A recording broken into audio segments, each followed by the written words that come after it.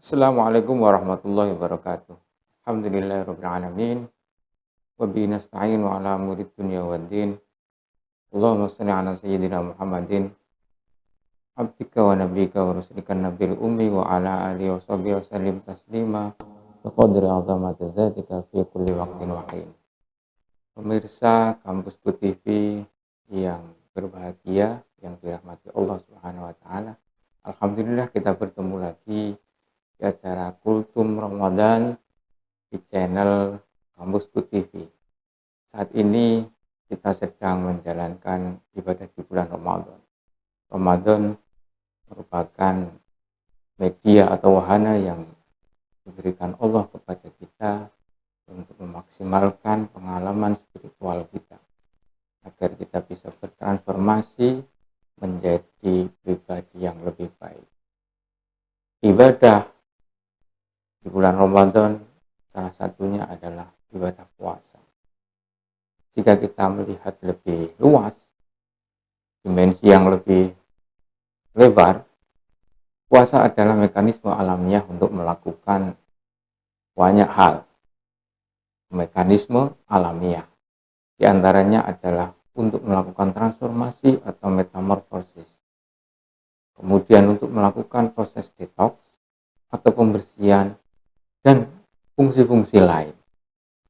Bukan hanya pada umat Nabi Muhammad saja, puasa juga berlaku pada umat-umat sebelum Nabi Muhammad. Bahkan puasa juga dilakukan oleh makhluk Allah selain manusia, yakni hewan.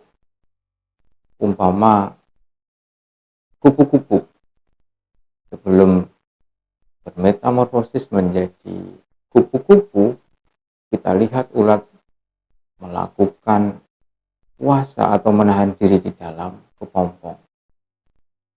Namun di bulan yang penuh berkah ini tentu bukan kebutuhan itu saja yang kita pikirkan, kesehatan fisik dan yang lain-lain. Justru kebutuhan spiritual menjadi prioritas kita. Pengalaman spiritual di bulan puasa ini berbeda-beda dirasakan oleh umat Nabi Muhammad. Karena memang secara personalitas kita berbeda-beda. Namun ada beberapa panduan yang disampaikan oleh para ulama dan kiai-kiai agar kita bisa menjalankan puasa dan dapat merasakan pengalaman spiritual secara maksimal. Salah satu di antaranya adalah apa yang disampaikan Syekh Hujjatul Islam Imam Al-Ghazali tentang adab berpuasa. Bagian dari adab atau tata krama berpuasa adalah tidak memperbanyak tidur di siang hari. Sebagian tata krama berpuasa adalah tidak memperbanyak tidur di siang hari hingga seseorang itu merasa lapar dan dahaga.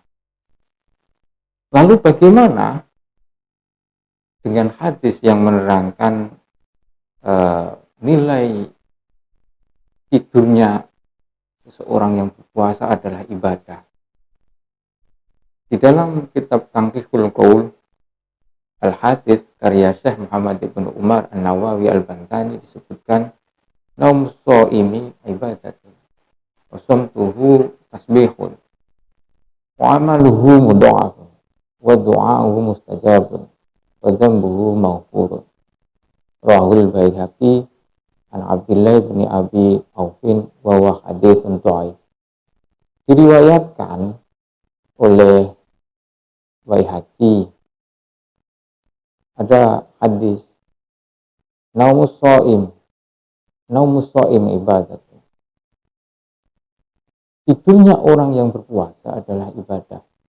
As-samtuhu tasbihun.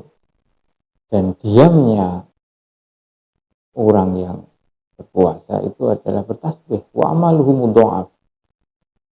Dan amalnya itu dilipat gandakan 10 bahkan atau lebih.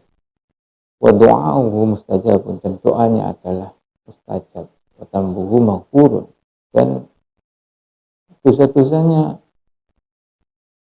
diampuni, dosa-dosa kecil. Rawahul Baihaqi an Abdullah bin Abi Auf. Dan itu adalah hadis dhaif atau lemah. Lalu bagaimana yang terlanjur menggunakan hadis tersebut untuk melegitimasi apa yang dilakukan selama menjalani puasa? Hadis dhaif dapat digunakan sebagai dasar untuk amaliyah. Namun ada beberapa syarat tentunya. Bagaimana kita bisa mengetahui itu? Yang pertama, tentu tidak tepat jika menggunakan hadis tersebut sebagai alat pembenar atau legitimasi untuk bermalas-malasan dalam menjalankan ibadah puasa. Bahkan selanjutnya di dalam kitab Tanqihul Qaul al-Hadis disebutkan bahwa bisoim lam yukhriku saumahu binahwi ghaibah annaumu wa in kana 'ainul ghaflah yasiru ibadah li'annahu yasta'inu bihi ala ibadah. Hadis yang dimaksud tadi itu berlaku bagi orang yang berpuasa yang tidak merusak puasanya, seperti dengan ghibah atau rasan-rasan. Meskipun tidur merupakan inti dari kelupaan, namun akan bernilai ibadah karena membantu dalam beribadah. Apa yang bisa kita pahami dari hadis tersebut? Hadis tentang tidurnya orang yang berpuasa bernilai ibadah. Pertama, hadis tersebut bisa dimaknai secara hierarkis, di mana tidur dalam konteks hadis tersebut berada di hierarki yang paling bawah. Yang kedua, hadis tersebut tidak bisa digunakan sebagai alat legitimasi untuk kita bermalas-malasan atau tidur sepanjang hari saat berpuasa. Dan yang ketiga, tidurnya orang yang berpuasa akan bernilai ibadah ketika itu dilakukan untuk membantu dalam rangka beribadah, seperti menambah semangat, menambah energi, mempersiapkan beribadah dengan lebih siap, atau menghindarkan diri dari perbuatan yang dapat merusak puasa. Demikian yang bisa saya sampaikan. Mohon maaf atas kekurangan. Wallahumma muwaffiq ila aqwamit thoriq. Wassalamu warahmatullahi wabarakatuh.